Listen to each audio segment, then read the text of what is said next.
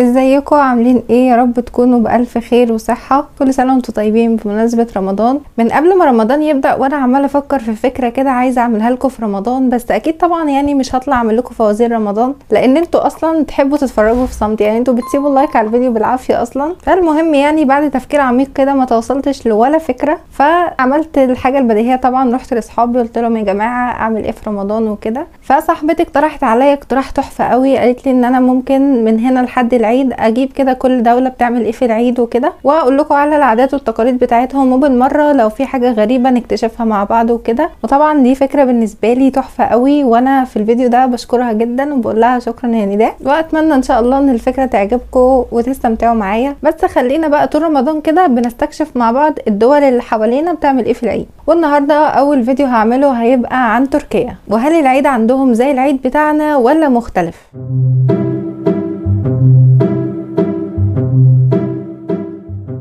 ازاي في تركيا بيستقبلوا العيد؟ في تركيا بيبدأوا لتحضيرات العيد من اول العشرة الاواخر ما بتبدأ، واول حاجة بيجهزوها عندهم وهي بتبقى الالعاب النارية، عشان ليلة العيد بينوروا بيها السماء كاول مظهر احتفال من احتفالات العيد. وفي نفس الوقت هما بيجهزوا للحاجات دي بيبقوا برضو بيشتروا الالعاب والحاجات اللي هيهدوا بيها الاطفال يوم العيد الصبح، وبرضو بيشتروا زينة العيد اللي بيعلقوها في البيوت. والكلام ده بيبقى في المدن وفي الاماكن الشعبية بمعنى اصح في تركيا كلها. اما بقى المسحراتيه في تركيا فالمهمه بتاعتهم مش مقتصره بس على ان هم يصحوا الناس للسحور في رمضان، لا ده هم كمان بيلفوا في الاماكن اللي كانوا بيصحوا الناس فيها في رمضان في ايام العيد علشان يقولوا الاناشيد والموشحات احتفالا برضو بالعيد. وهنا بقى اهالي المنطقه بتبقى مجهزه لهم هدايا وحلويات واحيانا فلوس. الحاجات دي بيهدوا بيها المسحراتيه في العيد كشكر ليهم على مهمتهم في رمضان، وفي نفس الوقت زي اجر رمزي بسيط كده منهم، لان دول المسحراتيه بيبقى كبيرة قوي في رمضان بالنسبة للناس وكمان في العيد علشان بينشر كده البهجة في الشارع. وطبعا ألف ب عيد يعني حلويات، لأن طبعا في رمضان بيبقى الوقت ضيق والناس بقى بتقوم من على الفطار مش قادرة، وهوب السحور جه فخلاص بقيت اليوم احنا صايمين وكده. فالناس بقى في العيد كعادة كل البلدان طبعا العادة دي هتلاقوها في كل حتة، ان هما بيبدأوا يعملوا بقى الحلويات والحاجات دي. والتركيين عندهم حلويات مميزة جدا خاصة بيهم، في عندهم حلويات خاصة بالشعائر الدينية، وفي حلويات بيعملوها طول السنه عادي، بس هم ما عندهمش كحك زينا. ومن الحلويات الشهيره قوي عندهم وهي البقلاوه، بس دي بتبقى مختلفه عن البقلاوه بتاعتنا خالص، هي بتبقى زي ورق الجلاش كده ومحشيه فستق ولوز وبندق وحاجات كده، وبتبقى حلوه يعني، وممكن يضيفوا عليها حاجات تانية على حسب بقى ما هم عايزين. وفي الاقاليم والاماكن الشعبيه بيعملوا نوع حلويات اسمه قطمير، ده برضو بيبقى شبه ورق الجلاش بس هي عجينه تانية طبعا، بس بتبقى محشيه فول سوداني وقشطه. اما بقى بالنسبه للحلويات اللي بيعملوها في المناسبات الدينيه بس، فهي حاجه زي عاشوره. والعاشوره في تركيا بيعملوها بتبقى خلطبيطه كده، عباره عن مكسرات على فواكه مجففه على حاجه كده شبه المهلبيه كده. بس ايه هي بقى المكونات بتاعه السائل اللي بيبقى فيه الحاجات دي ما عنديش فكره الصراحه. وبرده من الحاجات اللي هم بياكلوها في العيد بتبقى القطايف والكنافه، بس هي مش بتبقى مقتصره على رمضان بس عندهم، وهم اعتقد في الغالب في رمضان مش بياكلوها زي عندنا. وكمان الكنافه والقطايف بتاعتهم مختلفة عن بتاعتنا خالص. وعندهم برضو نوع حلويات بيعملوه في العيد وهي اسمها حلقوم، هي بتبقى حاجة كده معرفش هي عبارة عن ايه بس مليانة مكسرات. تقريبا كده انا جبت لكم بقى ملخص كل الحلويات المشهورة عندهم واللي بيعملوها في العيد. وعندهم برضو من قبل العيد ب3 ايام الدنيا بتبقى زحمة جدا والمواصلات كمان زحمة، ده عندهم جزء من ملامح العيد كده، اللي هو خلاص الدنيا زحمة وكل الناس بره، وخصوصا الستات بيطلعوا بقى بالليل بيتمشوا بقى وبيعملوا شوبينج وبيفضلوا سهرانين طول الليل بره احتفالا بان خلاص العيد دخل بقى. الكلام ده بيبقى قبل العيد ب3 ايام. نيجي بقى لاهم حاجه في العيد كله بقى، يعني هو اصلا العيد يعني عيديه، مفيش عيديه مفيش عيد. العيديه عاده عربيه اصيله بس هي مشهوره برضو في كذا بلد تانية، وكمان زي عندنا برضو في موضوع العيديه مش بتبقى مقتصره كل واحد على اولاده بس او كده، لا هي بتبقى للعيله كلها، لاطفال العيله كلها. واحيانا لو العلاقات قويه قوي بين الجيران وبعض بيعملوا برضو عيديات لبعض، والهدايا بتاعت الاطفال الاطفال الجيران برضو بتعمل لاطفال بعض الهدايا.